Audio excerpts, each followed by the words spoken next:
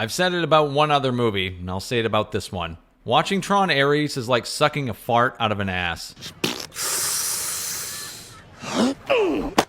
There are few things in life that are certain, but we know the ones that are, don't we? Death, taxes, and Jared Leto making a shitty movie. That's where Tron Ares comes in, the latest Leto turd burger we're forced to mow down on. But unlike the cult of Leto, we don't have to pretend it's any good. And hey, at least he said the thing. It's Tron in time. This movie sucks shit, from characters to dialogue to the absolute hellhole they call a story. Nothing about it is good except the bombastic soundtrack. So I guess if you're blind, this movie is going to absolutely rock. Other than that, it does a horrible disservice to the Tron legacy. Not to be confused with the movie. Because it's a fucking Tron movie that doesn't even have Tron in it. Effectively replaced by the near-robotic Jared Leto, who plays the character Ares, known as the master control of the grid. If you're unfamiliar with Tron, this review is for you, because I dipped into the series in preparation for this unflushed stinker, so I'll explain it for newbies like me out there as we go. And for those who are familiar, you might get a kick out of how I shit on this thing,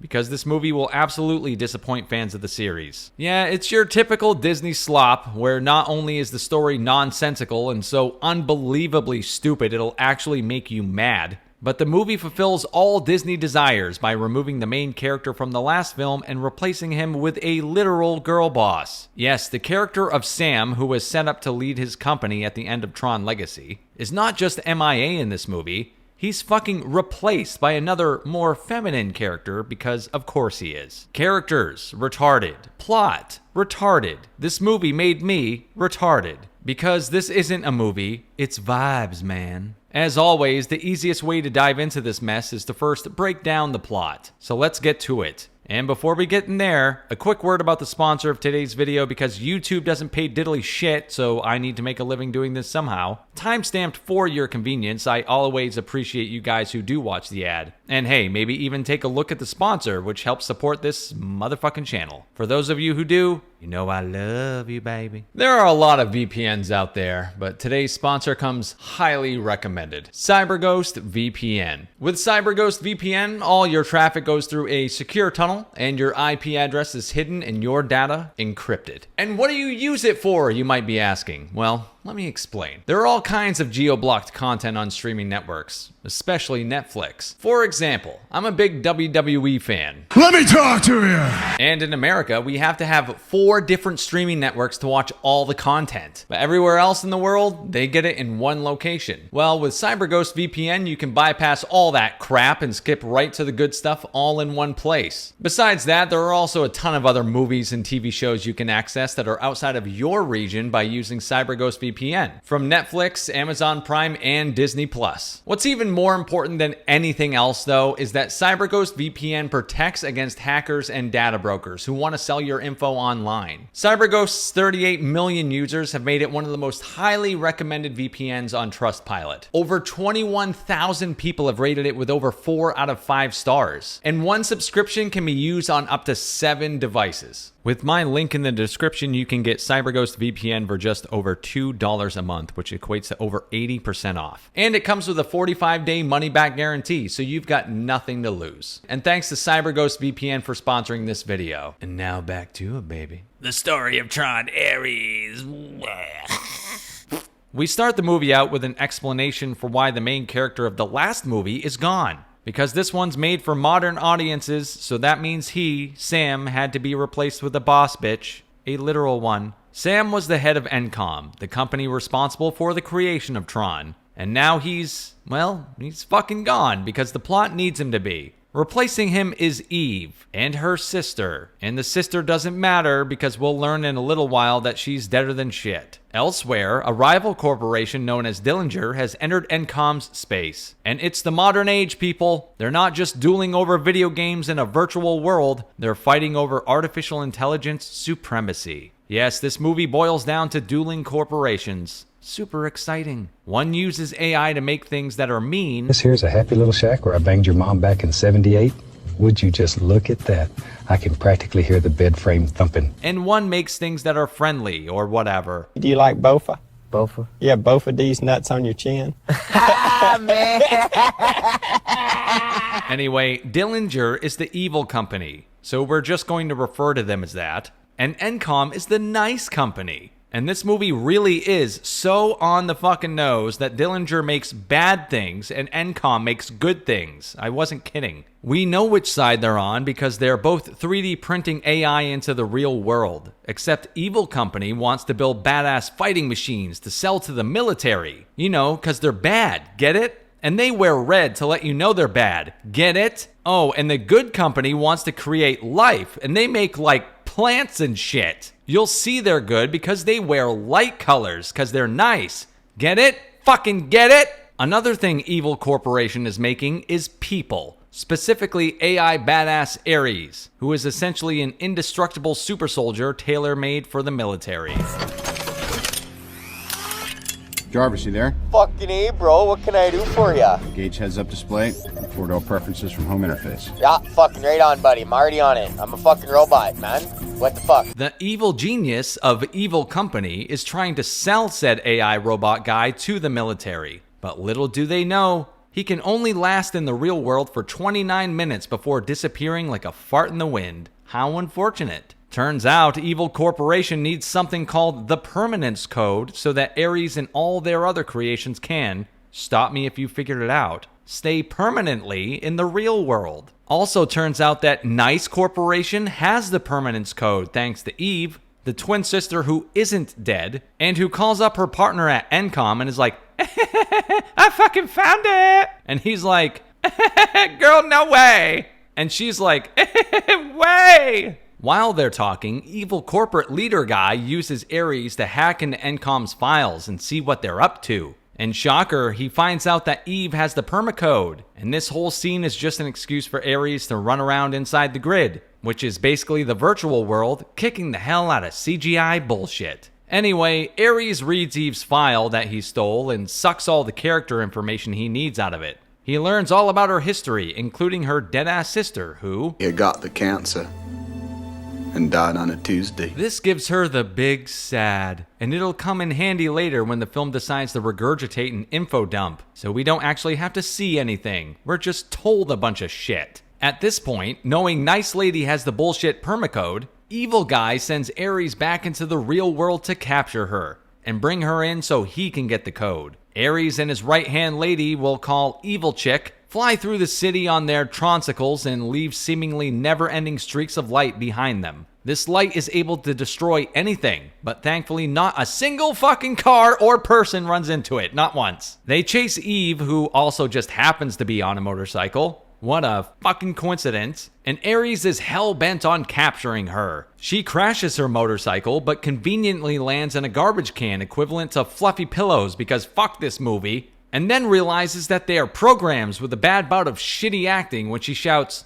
"You're a program." Unfortunately, just when she's about to get caught by Ares, that pesky 29-minute timer is run out, and he disintegrates into a dusty turd. But not before random villain number 3 shoots a laser at her and sucks her into the grid. How convenient he was at the right place at the right time to do that. So now Nice Lady is in the grid with Ares, and he's having conflicting feelings because the plot needs him to. Turns out Nice Lady is going to die when they extract the code from her brain, and Ares suddenly doesn't want that to happen even though he was totally fine causing all that chaos, mayhem, and sure seemed like he was willing to kill her just 5 fucking seconds beforehand. So why does he change his mind? Because fuck you, that's why. They're in the grid for all of 5 minutes when he shatters the floor, causing everyone to fall into the water below. Then turns his shit into a fucking jet ski and blasts his way out of there like a plot contrivance out of hell. Once Ares and Nice Lady are back in the real world, they're on that goddamn 29-minute timer again. This becomes increasingly more retarded the longer the movie goes on, but I'll explain more as we go.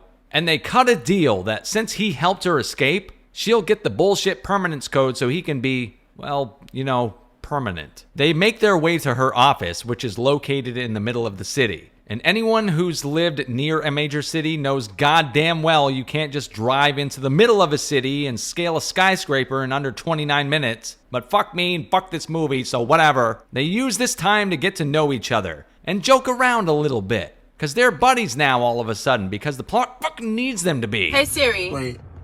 How do you say a seal pushed me yesterday in French? In French, a seal pushed me yesterday is Un phoque m'a poussé hier. Here's an actual dialogue exchange they have in the car. And I only say exchange because Nice Lady asks Shitty Joker, "What do you mean?" after he says all this bullshit. And I'm going to spew the whole thing at you so you just really grasp how stupid it is. For the record, I don't think you have anything to be ashamed of. Space Paranoids has entertained hundreds of millions, plus it's a pretty cool game. Anyway, you told your sister that designing games left you feeling hollow, broken. Was it that your work was about entertainment and profits, and her work was about improving the human condition? Your text suggests a certain fixation with not being able to live up to her standards, which must have been complicated, especially considering she was the younger sister. By the way, I don't think you should quit. Your plan upon returning from the mountains, if I read you correctly, was to hand over the permanence code to NCOM and let them figure out what to do with it next. Now I understand. You completed her work as a way to stay connected to her. What do you mean? I shit you not. This is a real exchange in this movie. And do you know why this is here? Because the film couldn't be bothered to show us a single second of any of this. Ares has read all of Nice Girl's texts, so the movie just has him say all this shit because it contains character background and development. So like any good shitty movie, it just tells us all this shit instead of showing us anything at all. The entire movie is like this. Anyway, whatever, just back to the story. Not to be left in the dust, Evil Guy conjures up Evil Girl from the grid, 3D printing her into existence and telling her to capture Nice Lady at all costs. While this is happening, Nice Girl calls up her boy toy, who brings her a bullshit mobile laser gun thingy that they can use to launch Ares into an old version of the Tron bullshit so he can get the code and Pinocchio this thing, becoming a real boy. When he's about to jump in, Evil Girl shows up to ruin the day. And just when he's about to stop her, they launch him into Tron World anyway. Evil Girl uses this chance to try and kill Nice Girl, but the sprinklers go off and make her pause for a second, because it's a sensation she's never experienced, even though she just experienced falling into water like half an hour ago, but fucking whatever. This buys enough time for that pesky 29-minute timer to hit, and she disintegrates. But sure as this movie sucks, she'll be back, baby. And just as luck would have it, the laser gun was damaged during the fight.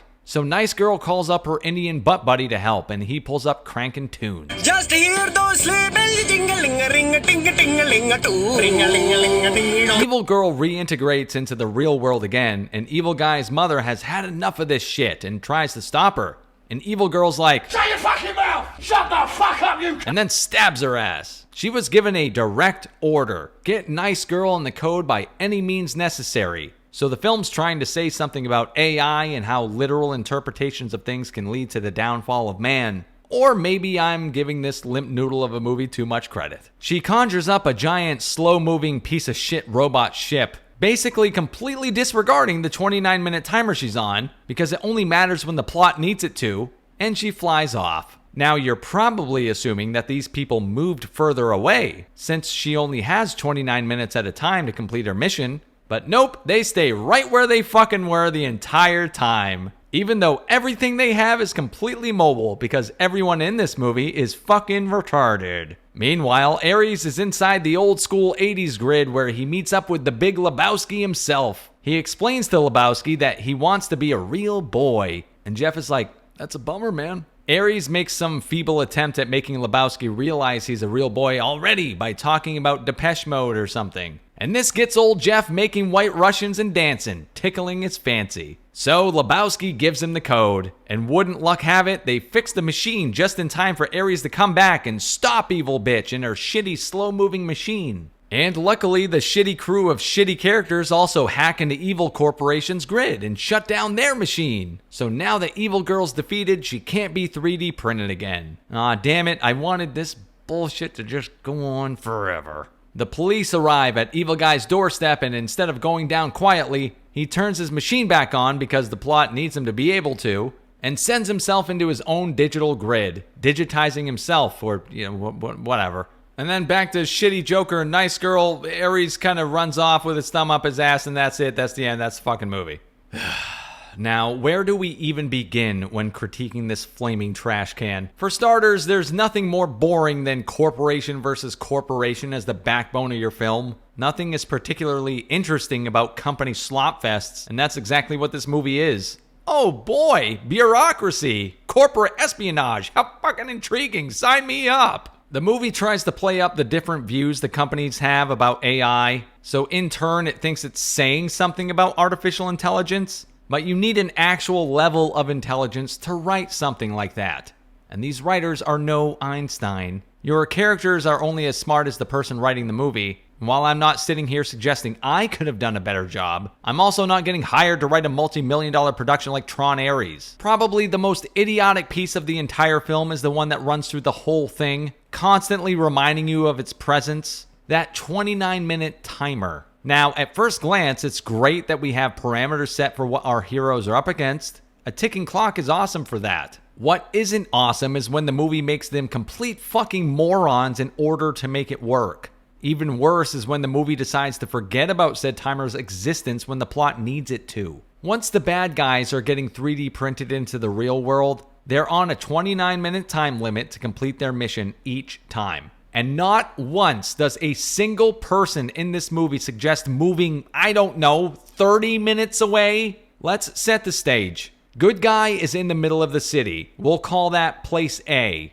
And bad guy is on the outskirts of the city. We'll call that place B. Bad guy has to leave place B to get good guy at place A and drag them back to place B. So basically, they have 29 minutes for a round trip. Not once, not fucking one time does anyone consider moving out of reach, even though they have completely mobile devices. The movie explicitly shows that everything's mobile. The laser gun they're using was brought in by hand by one dude and set up at a moment's notice. All of the computers they're using are fucking laptops. After Evil Girl's first defeat, they could have easily moved everything just a little further away, putting her perpetually out of reach and giving them infinite time to do their hacking bullshit with no timer countdown. But no, the plot needs them to stay exactly where they are, otherwise there would be no movie. Instead, we just get a fundamentally broken one. And it doesn't stop there. The timer only matters when the story requires it. For long stretches of time,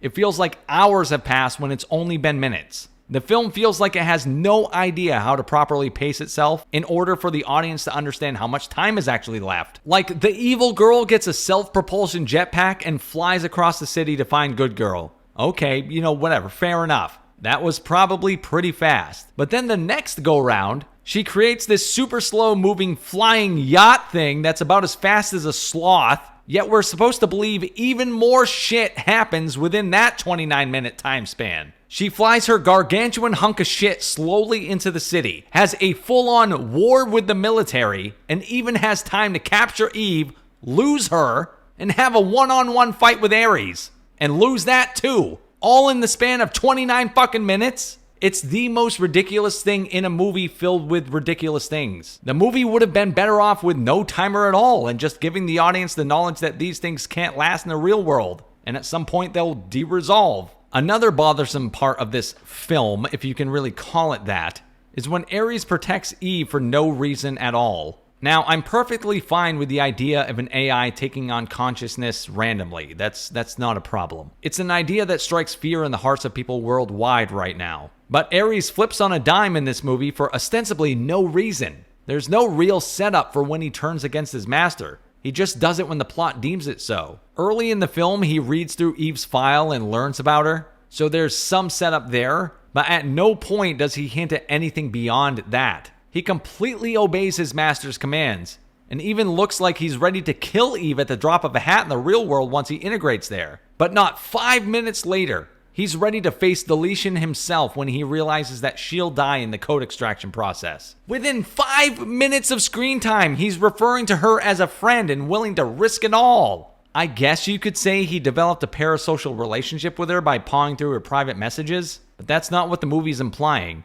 It's trying to leap forward into a relationship because the story wants it to happen, not just because it happened organically. I also went over this in the plot breakdown, but it bears repeating that the dialogue in this movie is absolutely atrocious. It is fucking horrible. If there was a definitive definition for the phrase show don't tell, it does the polar opposite of that. Everything is made for the Netflix era of humanity, where no one can be shown things happening because everyone's staring at their fucking phones. They just have to be told with blunt, on-the-nose dialogue that's as explicit as it gets. Oh, the sister died of cancer? It doesn't show us the heartbreak for more than a fleeting second. but it sure does tell us everything we need to know about it. It's like the movie was made for people who aren't actually watching the movie and are just listening. If the plot relies on every character to be fundamentally mentally handicapped, it also apparently has to speak like it too. And the acting in this movie is another major issue. But I mean, what isn't a major issue with this one? Even though the characters are dumb as fuck, it doesn't mean the actors can't give it their all.